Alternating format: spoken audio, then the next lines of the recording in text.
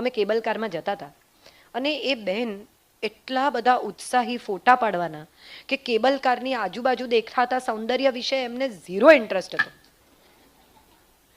એમનો ફૂલ ઇન્ટરેસ્ટ એ હતો કે હું ફોટા પાડું અને નેટવર્ક મને ક્યાં મળે ત્યાંથી હું અપલોડ કરું કે હું સ્વિટ્ઝરલેન્ડમાં છું. ત્યારે મને સવાલ એ થાય છે, અને પછી લાઈક ગણવાના, વાડકી વ્યવહાર, તમે મને લાઈક આપશો તો હું તમને આપીશ, તમે મને નહીં આપો તો હું તમને નહીં આપું. ડિપ્રેશન આવી જાય, ફોમો. હવે તો નવા છોકરાઓને જે આધુનિકરણમાં ઘૂસી ગયા છે એ લોકોને ફિલિંગ ઓફ મિસિંગ આઉટ થાય છે. એમના જો ફોલોઅર્સ ઘટે કે એમને અમુક લોકો લાઇક્સ ના આપે કે એમના પર ટ્રોલિંગ થાય તો આત્મહત્યાના કિસ્સા બને છે.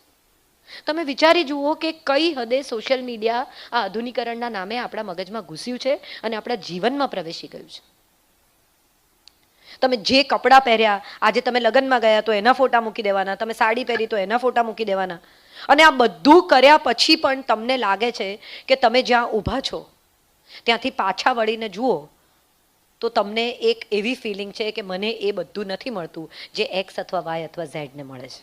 કારણ કે તમે સતત અનુકરણમાં છો, સરખામણીમાં છો, તમે ઇન્ડિપેન્ડન્સમાં છો જ નહીં. સ્વતંત્રતા તો એ છે કે હું જે કરું એ મને ગમે એ કરું, તમે કહો અથવા તમે કરો એમ ન કરું, તો સ્વતંત્રતાની વાત છે. આ કેટલી મોટી પેરાડોક્સ છે આપણા જીવનની કે આપણે સતત અનુકરણ કરીએ છીએ અને વાત સ્વતંત્રતાની કરીએ છીએ. તમે જો સ્વતંત્ર છો તો તમારે કોઈને ક્યાં ફોલો કરવાના છે? કોણ શું પહેરે છે એમાં મને કોઈ ઇન્ટરેસ્ટ જ નથી. હું મને જે ગમે છે તે પહેરું છું. પણ આ વિચાર આપણે આવતો જ કે બહુ દેશી. ગઈકાલે જ અમે કાર્યક્રમ પૂરો કરીને નીકળ્યા પછી મારા ભાઈ છે ભાર્ગવભાઈ, એ મને કે હું તમને પિકઅપ કરું છું, તો મને રાત્રે ટીમ હોર્ટિન્સમાં કોફી પીવા લઈ ગયા. હું તો રાત્રે કંઈ ખાતી પીતી નથી પણ છતાંય લઈ ગયા. ત્યારે હું તો કાર્યક્રમમાંથી આવેલી સાડી પહેરીને ટીમ હોર્ટિન્સમાં હું એકલી જ. બાકી બધા લોકો એકદમ આધુનિક જીન્સ ને ક્રોપ ટોપ ને ટૂંકા ટૂંકા શર્ટ ને ટૂંકા ટૂંકા પેન્ટ ને બધા, અને હું એક જ સાડીમાં અંબોડો વાળેલી. ને મેં મારી જાતને પૂછ્યું કે આ ટીમ હોર્ટિન્સનું કોસ્ટ્યુમ નથી તો મને નહીં ઘૂસવા દે કે બેન જાઓ અડધી ચડ્ડી પહેરીને આવો નહીં તો નહીં આવવા દો. No, you feel comfortable with whatever you are. That is what independence is all about. આધુનિકરણ એ છે કે તમારા મગજમાં આધુનિકતા હોય.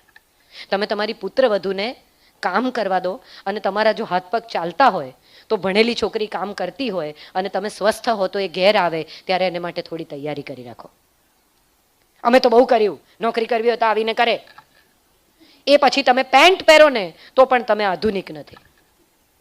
તમે વજન ઉતારો તો પણ તમે બહુ દેખાવડા નથી. બીજી એક મજાની વાત એ છે કે બહુ જ નાની હોય ને દીકરી ત્યારથી એને શીખવાડે, વેજીટેબલ્સ નહીં ખાય ને તો વાળ લાંબા નહીં થાય, બદામ નહીં ખાય ને તો સ્કિન સારી નહીં થાય, પિમ્પલ ઓડ નહીં પછી ડાઘા પડી જશે, આમ નહીં પછી આમ. સો સ્ત્રીને શીખવવામાં એવું આવ્યું છે કે તારું સૌંદર્ય એ જ તારી ઓળખ છે.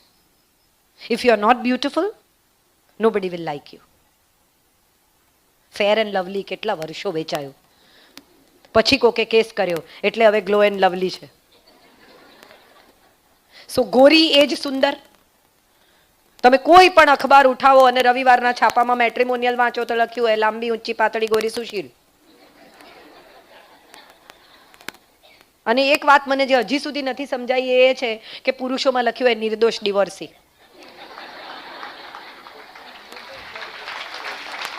એટલે તમે જાતે જ નક્કી કરી લીધું કે હું નિર્દોષ છું. બીજાને પણ તક આપો, જેની સાથે ડિવોર્સ થયા છે એને ફોન કરો કે આ નિર્દોષ છે, તો સમજાય કે નિર્દોષ છે કે નથી. ટાઇટલ નિર્દોષ divorcee. So these are my questions કે શેને આપણે આધુનિકતા કહીએ છીએ. તમે વિચાર કરો, હજી કેટરરના બિલ બાકી હોય, એલ્બમ ના આવ્યા હોય અને દીકરી પાછી આવી જાય. કેમ? તો કે નથી ફાવતું. એટલે ન ફાવવા જેવું શું છે?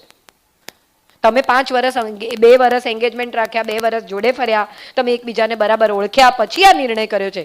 એક જમાનો હતો કે જ્યારે દાદા દાદી એકબીજાને જોયા વગર પરણી જતા હતા અને લગ્ન જીવન 60 વર્ષ ચાલતા હતા. એ પછી માતા પિતાનો સમય આવ્યો કે ચલો મળ્યા, ઓળખ્યા, થોડોક સમય અરેન્જ મેરેજમાં એકબીજાને ઓળખવાનો માતા પિતાએ સમય આપ્યો આધુનિકતાના નામે, ને પછી લગ્ન. તોય લગ્ન જીવન 30-35 વર્ષ ટકી ગયા. અને આ 5-5 વર્ષ સુધી બે જણા એકબીજાને સમજે, ઓળખે, જાણે, સાથે હરે ફરે, રોજ સાંજ સાથે વિતાવે, અને લગ્ન પછી કે નથી ફાવતું. એટલે શું નથી ફાવતું એવો સવાલ પૂછે તો કે મને સમજતો નથી. ત્યારે હસવું આવે કે રોકેટ સાયન્સ છો તમે કોઈ, કે બીજગણિતનો કોઈ બહુ અઘરો દાખલો જો તમને સામેનો માણસ ન સમજી શકે? તમે સરળ કેમ નથી? સમજવામાં બાકી શું છે? આ આધુનિકતા આપણને સંકુલ બનાવે છે, કોમ્પ્લેક્સ. આપણે બહુ કોમ્પ્લેક્સ થઈ ગયા છીએ. હું જે કહું છું એ તમે નથી સમજતા, તમે જે કહો છો એ હું નથી સમજતી. આ દરેક વખતે જ્યારે જ્યારે કોમ્યુનિકેશનની પરિસ્થિતિ આવે છે ત્યારે આધુનિકતાના નામે આપણે બધા અજાણતા જ પણ એવી દલીલોનું અનુકરણ કરીએ છીએ કે જે જીવનમાં બિલકુલ કામની નથી. તમે વિચારી જુઓ તો તમને સમજાય કે સામેનો માણસ તમને એમ કે આ દલીલ આમ, આનું આમ, આ શેને માટે? કેટલું બધું મગજ આપણે બિનજરૂરી દલીલોમાં વાપરીને જાતને સાબિત કરવામાં સમય વિતાવી દઈએ છીએ. શું સાબિત કરીએ છીએ, કોની સામે કરીએ છીએ, એ સવાલ બહુ અગત્યનો છે. અને ત્રીજી સૌથી મહત્વની વાત મારે તમને જે કહેવી છે એ યુવાન એટલે સુંદર નહીં. મમ્મીને કોઈ પૂછે ને, મમ્મીને દીકરી જોડે જતા હોય કે કોઈ કહે નહીં હો તમે એના મોટા બહેન જેવા લાગો છો, મમ્મી શરમાઈ જાય. આ ચાંદલો જેમની રાજનભાઈએ વાત કરી ને એ ફિલ્મમાં ડાયલોગ છે. હિરોઈન એવું કહે છે કે મારી ઉંમર 54 વર્ષની છે, એમાં કંઈ છુપાવવાનું નથી, મારા ચહેરા પર કરચલી છે, મારા વાળ ધોળા છે. અને જ્યારે હિરોઈન એમ કહે છે કે હું તારી સાથે વૃદ્ધ થવા માંગુ છું ત્યારે હિરોઈન એમ કહે છે કે હું તો વૃદ્ધ જ છું ભાઈ. વાર્તા અહીંથી જ શરૂ થાય છે. હું ઓલરેડી ઓલ્ડ છું. I am reaching 60 in coming few years.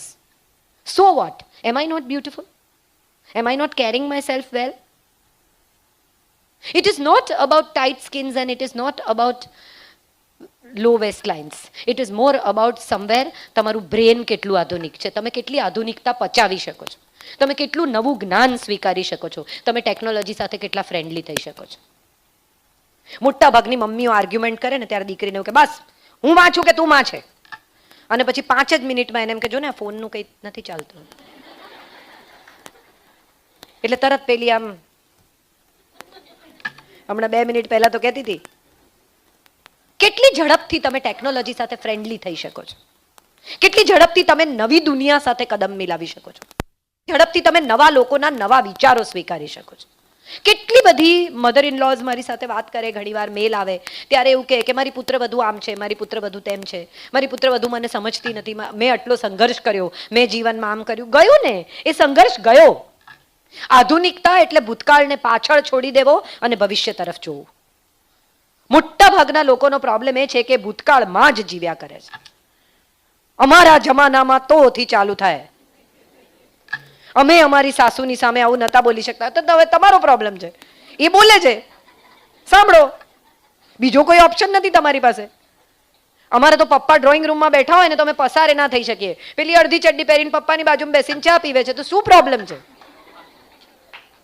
તમે એક તરફથી એમ કહો છો કે અમે તો દીકરી લાવ્યા છીએ, તો દીકરીની જેમ વર્તી રહી છે ને, બી હેપી અબાઉટ ઇટ, કે દીકરીની જેમ વર્તી રહી છે, એ દીકરી જ બની છે તમારા ઘરમાં, એ પુત્રવધુ નથી. તો એ આધુનિકતા કેમ આપણે નથી સ્વીકારતા? કેટલી બધી મમ્મીઓ, સાસુઓ ખાસ કરીને, અમે તો બધું પહેરવાની છૂટ આપી છે. તમે કોણ છૂટ આપનારા? જેલર છો કે યુનિફોર્મ સિવાયના કપડાં પણ પહેરી શકો છો? કેટલા બધા ઘરોમાં 3 રસોઈ થાય, એક વડીલો માટે સાંજની, એક વચ્ચેના લોકો માટે જેને ભાખરી શાક જેવું બેઝિક ડિનર જોઈએ છે, અને એક યુવાન છોકરાઓ કે જે પાસ્તા, પિઝા અને આઈટમ ખાવા માંગે છે. આ 3 પ્રકારની રસોઈ લગભગ મોટા ભાગના ઘરોમાં સાંજે બને. અને ત્યારે મને સવાલ એ થાય કે વડીલો આમ બધી મોટી આધુનિકતાની વાત કરે તો 2 દિવસ ચલાવી ના શકે અઠવાડિયામાં? આ પુત્રવધુ જે મહેનત કરી રહી છે 3 જણાને ખુશ રાખવાની, એની સાથે થોડુંક એડજસ્ટમેન્ટ કરીને હું આધુનિક છું અને હું તમારી સાથે જે બનશે તે ખાઈ લઈશ. કેટલું ખાવું છે? અમુક ઉંમરે તમારી ભોજનની ક્વોન્ટિટી કેટલી થઈ જાય છે. પણ ના, ત્યાં આધુનિકતા નથી, ત્યાં પરંપરા છે, રૂઢિચુસ્તતા છે. અને છેલ્લી વાત ધર્મની. આપણે ધર્મની વાત આવે ત્યારે આધુનિકતા સાથે કોઈ પણ પ્રકારનો સંબંધ રાખવા માંગતા નથી. સત્ય તો એ છે કે જૈનત્વ જેટલો આધુનિક વિશ્વનો કોઈ ધર્મ જ નથી. It is the most modern religion of the world. પાણી ગરમ કરીને પીઓ, મુખપટ્ટી બાંધો.